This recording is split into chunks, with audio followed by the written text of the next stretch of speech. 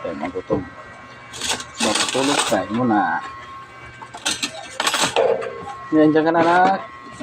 Ha? Kain na, tara. Kain kayo. Yan. Opo. Kain na.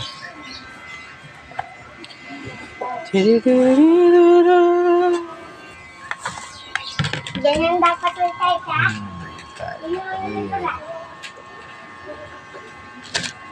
Yung mali tuloy, whole day sa school. Elementary.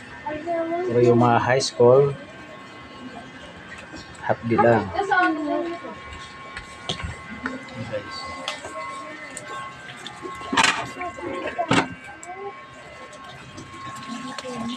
Kain na rin. English mo. English mo ko. Kain ka na?